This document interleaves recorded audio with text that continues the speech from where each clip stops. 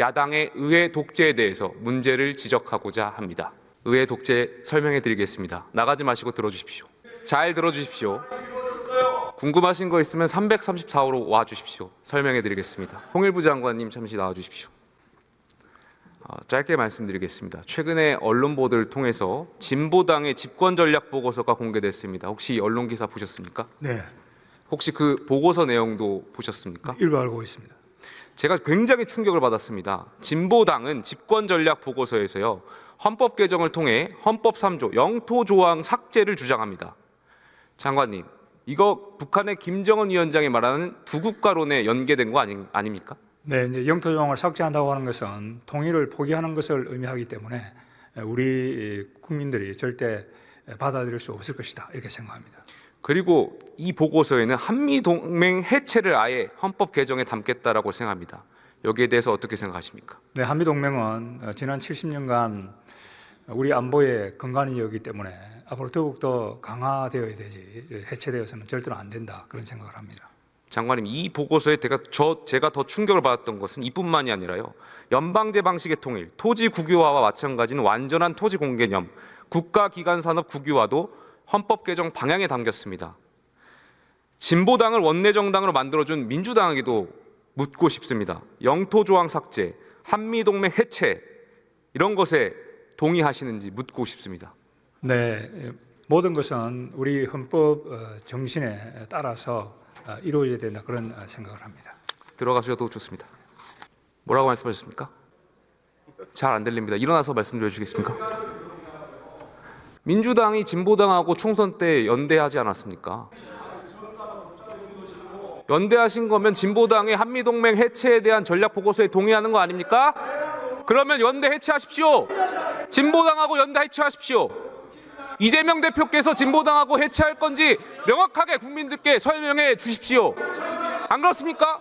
아니면 연대를 계속한다는 건 진보당이 주장하는 한미동맹 해체에 동의한다는 거 아닙니까?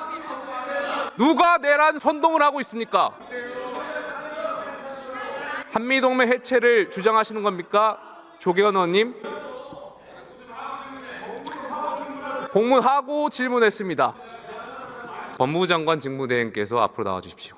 직무대행님, 아무리 헌법재판소가 정치적 결정을 하는 곳이라고 하지만 대통령 권한대행의 탄핵 의결 정족수가 2분의 1인지 3분의 2인지를 심판하는 정치적인 대상에 될 수는 없는 것입니다. 그렇지 않습니까? 네, 그렇습니다. 그 부분은 탄핵 소추 절차의 적법성을 판가름짓는 굉장히 중요한 요소라고 생각합니다. 화면 좀 띄워주시겠습니까? 아시는 내용입니다. 헌법재판소 주석서에 보면은 대통령직을 국무총리 또는 국무위원이 대행하는 경우 권한대행자의 탄핵소추 발의 및 의결 정족수는 대행되는 공직자의 그것을 기준으로 한다. 대통령 권한대행의 경우 본래의 직에 대한 탄핵 발의 의결에 필요한 정족수보다 더 가중된 정족수를 충족하여야 하므로라고 설명되어 있습니다. 이 설명은요, 상식적으로 국무총리와 대통령 권한대행의 역할이 다르다라는 것을 설명하고 있는 것이고요. 따라서 대통령 권한대행의 탄핵 의결 정족수와 국무총리의 탄핵 의결 정족수가 다르다는 매우 상식적인 주석서라고 생각합니다. 만약에요, 직무대행님, 야당의 주장대로 대통령 권한대행의 탄핵 의결 정족수가 2분의 1이 맞다면 헌법재판소는 지금 한덕수 권한대행에 대한 탄핵 심판 절차에 문제가 없다라고 판단하면 될 일입니다. 그렇지 않습니까? 네, 다만 이제 그 부분은 탄핵 소추의 적법성에 대한 부분이라 전체적인 탄핵 소추에 대한 일부분에 해당하는 부분인데 일부분에 해당하는 부분을 먼저 분리해서 일반적으로 먼저 선고하지는 않기 때문에 통상적인 예에 비춰봤을 때는 아주 이례적이다라고 보기는 어려운 면도 일부는 있습니다. 계속해서 설명드리겠습니다. 반면에 헌법재판소의 의결 정족수가 야당 주장처럼 2분의 1이 아니라 3분의 2가 맞다면, 과반수가 잘못이었다고 결정하게 된다면 최상목 권한대행이 임명한 2명의 헌법재판관의 임명의 절차적 근거까지 흔들릴 수 있다는 해석이 있습니다. 네. 여기에 대해서는 어떻게 생각하십니까? 네, 그래서 기본적으로 이제 대통령에 대한 탄핵 소추 절차의 적법성에 대해서는 특별한 이견이 없는 반면에 이 한덕수 총리 권한 대행의 탄핵 소추 절차의 적법성에 대해서는 여러 가지 이론이 있고, 만약 그 탄핵 소추 절차의 적법성이 인정되지 않는다고 본다면 위원님께서 말씀하신 대로 나중에 탄핵 기각 결정이 이루어진다 하더라도 그때까지의 최상목 권한 대행이 했던 부분에 대해서는 유효성에 대해서 의문을 제기하는 견해가 일부 있기 때문에 사실은 그 부분에 대한 정리가 상당히 중요하다고 생각은 합니다. 바로 그 지점입니다. 직무대행께서 그 지적한 그 지점, 탄핵 심판, 한덕수 권한대행에 대한 탄핵 심판이 기각이 아니라 탄핵이 잘못되었다고 결정될 경우에 최상목 권한대행이 했던 체제, 최상목 권한대행 체제에서 했던 결정들이 과연 유효한 것인가에 대한 굉장히 큰 혼란이 있을 수밖에 없습니다. 그렇기 때문에 제 생각에는 헌법재판소가 3분의 2인 것을 판단하고 있음에도 불구하고 지금 이 한덕수 권한대행에 대한 탄핵 의결 정족수에 대한 의결을 하지 못하고 탄핵 심판 절차를 이어가지 못하고 오히려 마은혁 재판관에 대한 임명 절차를 하지 않은 것에 대한 것이나 대통령 탄핵 심판 절차를 먼저 하고 있다고 저는 생각합니다. 여기에 대해서 헌법재판소도 반드시 국민들이 납득할 만한 공정한 탄핵 심판 절차를 지켜야 된다고 생각하고 있고요. 그렇기 때문에 저는 한덕수 권한대행의 탄핵 의결 정족수가 굉장히 중요한 문제라고 생각하고 있고, 야당이 일방적으로 한덕수 권한대행의 탄핵 의결을 밀어붙이면서 2분의 1이라고 주장하는 것은 헌정사에 굉장히 큰 오점을 남겼다고 생각합니다. 여기에 어떻게 생각하십니까? 네, 기본적으로 탄핵 소추에 필요한 정족수에 대해서 여러 가지 이견이 있고, 다만 또 한덕수 총리의 경우에는 총리 시절에 했던 행위에 대한 부분이 포함되어 있어서 앞에서 보여주셨던 그 주석서에 의하면 권한 대행일 경우에는 대행되는 직을 기준으로 한다고 되어 있습니다만, 대행되는 직을 맡기 전에 어떤 행위에 대한 문제가 됐을 때는 그 대행되는 직을 맡기 전을 기준으로 한다라는 일부 견해도 있어서 최종적으로 헌법재판소가 어떤 결론을 내릴지는 좀 더 지켜봐야 될 것 같습니다. 예, 알겠습니다. 다음으로 대통령 거부권 행사에 대해서 말씀드리겠습니다. 22대 국회가 왜 이렇게 파행되었는가, 그리고 왜 이렇게 파국적인 상황으로 치달았는가를 생각하지 않을 수가 없었습니다. 2012년도에 제정된 국회 선진화법은 두 가지 목적을 가지고 있습니다. 본회의에서 날치기 법안을 통과하지 못하게 하는 것, 대신에 상임위 등에서 가중 다수결 조건으로 이른바 패스트트랙이라고 하죠. 법안이 신속하게 통과될 수 있도록 하는 것을 규정했습니다.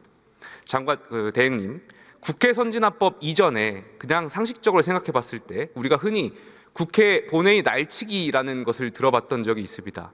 네. 이것이 국회법 절차를 무시했던 걸까요? 국회 선진화법 이전입니다. 국회법 취지에는 맞지 않는 그런 행태였다고 생각을 합니다. 하지만 법에는 문제는 없었던 거겠죠. 네, 명확하게 어떤 규정에 반한다라고 꼭 집어 말씀드리긴 한 게 있었던. 제가 생각하기에는 아무래도 그 당시에 소수당이 다수당이 합의제 관행을 파기한 것에 대한 항의의 뜻 정도로 이해했습니다.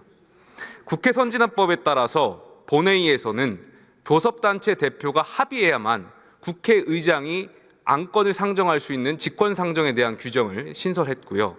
상임위에서는 이러한 법적 규정을 두지 않았습니다.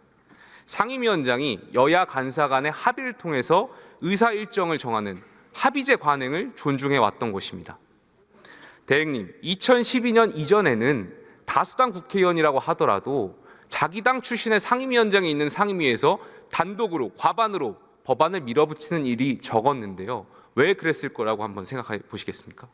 기본적으로는 여야 합치에 의한 어떤 그 법안 처리에 대한 중요성에 대한 인식이 또 어느 정도 있냐에 따른 그런 이제 그 차이인 것 같습니다.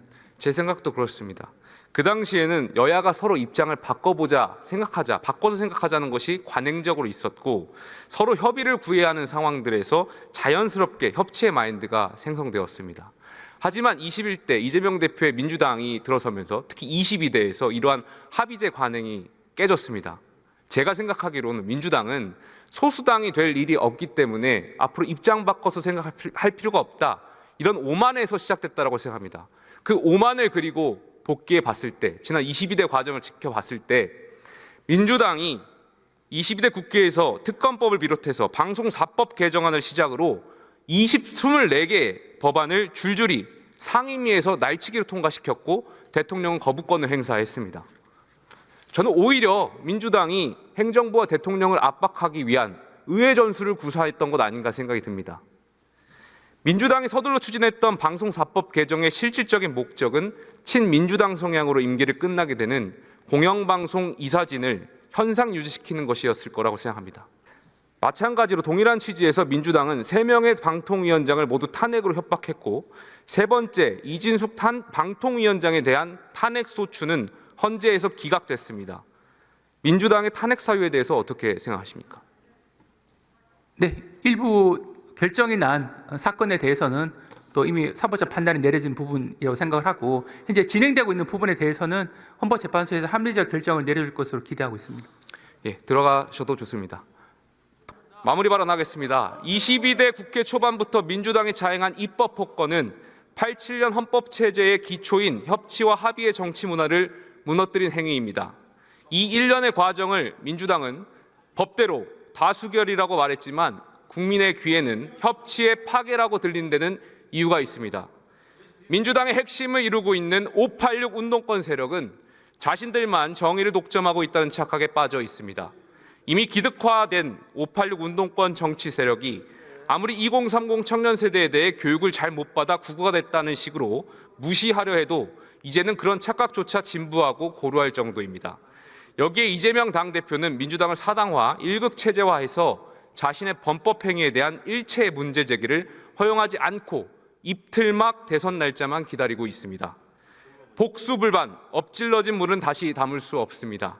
22대 국회에서 이재명 민주당의 입법 폭거와 윤 대통령의 계엄 선포로 협치의 정치 문화는 회복 불가할 정도로 파기되었으며 사직생의 각오로 여야가 함께 대한민국 공동체를 재건해야 합니다. 안타깝게도 지난 화요일 이재명 당대표의 원내대표 연설에서는 개헌 이야기가 없었습니다.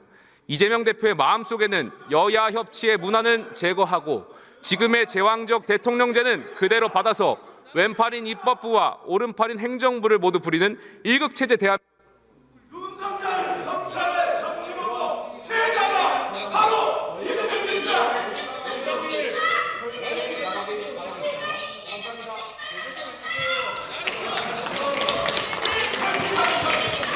네, 김용태 의원 수고하셨습니다.